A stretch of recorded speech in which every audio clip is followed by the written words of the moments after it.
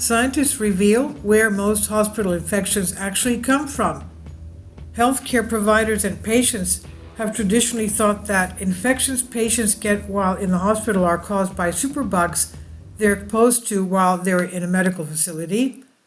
Genetic data from bacteria causing these infections, think CSI for E. coli, tells another story.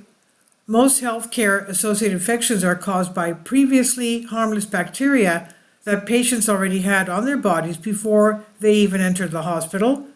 Research comparing bacteria in the microbiome, these colonizing our noses, skin, and other areas of the body, with the bacteria that cause pneumonia, diarrhea, bloodstream infections, and surgical site infections, show that the bacteria living innocuously on our own bodies when we are healthy are most often responsible for these bad infections when we are sick. Our newly published research in Science Translational Medicine adds to the growing number of studies supporting this idea. We show that many surgical site infections after spinal surgery are caused by microbes that are already on the patient's skin. Surgical infections are a persistent problem. Among the different types of healthcare associated infections, surgical site infections stand out as particularly problematic. A 2013 study found that surgical site infections contribute the most to the annual cost of the hospital-acquired infections, totaling over 33% of the U.S. $9.8 billion spent annually. Surgical site infections are also a significant cause of hospital readmission and death after surgery.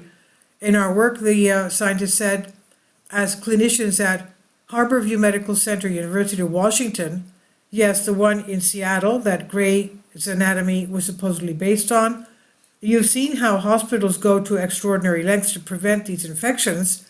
These include sterilizing all surgical equipment, using ultraviolet light to clean the operating room, following strict protocols for surgical attire, and monitoring airflow within the operating room.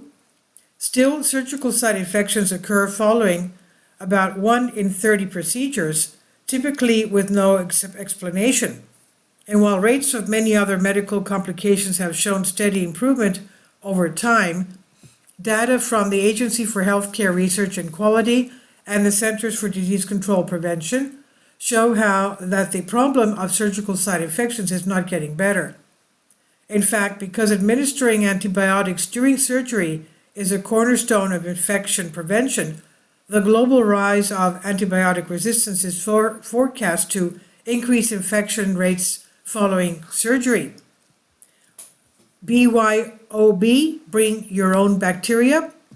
As a team of physician scientists with expertise including critical care, infectious diseases, laboratory medicine, microbiology, pharmacy, and orthopedics, and neurosurgery, we wanted to better understand how and why surgical infections were occurring in our patients despite following recommended protocols to prevent them. Prior studies on surgical site infections have been limited to a single species of bacteria and used older genetic analysis methods, but new technologies have opened the door to studying all types of bacteria and testing their antibiotic resistance genes simultaneously. We focused on infections in spinal surgery for a few reasons. First, similar numbers of women and men undergo spinal surgery for various reasons across their lifespans, meaning our results would be applicable to a larger group of people.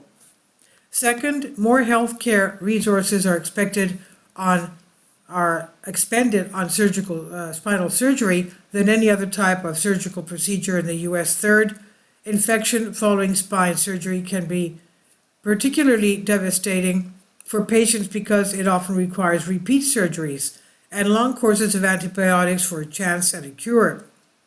Over a 1-year period, we sampled the bacteria living in the nose, skin, and stool of over 200 patients before surgery. When we followed this group for 90 days to compare those samples with any infections that later occurred, our results revealed that while the species of bacteria living on the back skin of patients vary remarkably between people, there are some clear patterns. Bacteria colonizing on the upper back around the neck and shoulders are more similar to those in the nose. Those normally present in the lower back are more similar to those in the gut and stool. The relative frequency of their presence in these skin regions closely mirrors how often they show up in the infections after surgery on those same specific regions of the spine. In fact, 86% of the bacteria causing infections after spinal surgery were genetically matched to bacteria a patient carried before surgery. That number is remarkably close to estimates from earlier studies using older genetic techniques focused on Staphylococcus aureus.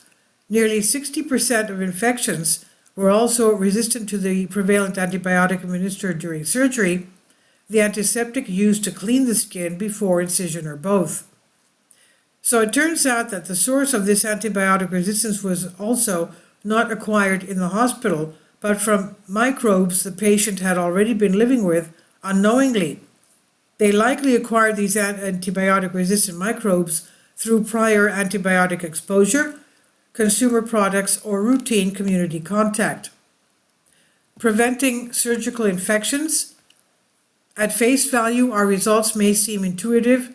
Surgical wound infections come from bacteria that hang out around that part of the body, but this realization has some potential powerful implications for preventing and care. If the most likely source of surgical infection, the patient's microbiome, is known in advance, this presents medical teams with an opportunity to protect against it prior to a scheduled procedure. Current protocols for infection prevention, such as antibiotics or topical antiseptics, follow a one-size-fits-all model. For example, the antibiotic cefazolin is used for any patient undergoing most procedures, but personalization could make them more effective.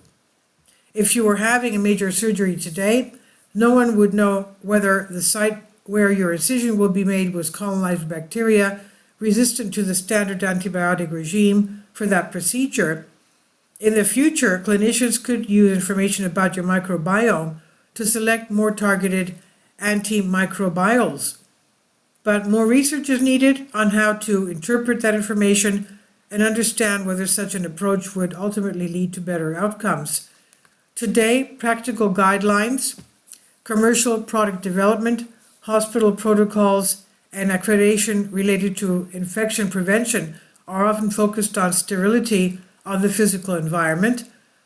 The fact that most infections don't actually start with sources in the hospital is probably a testimony to the efficacy of these protocols, but we believe that shifting towards more patient-centered, individualized approaches to infection prevention has the potential to benefit hospitals and patients alike.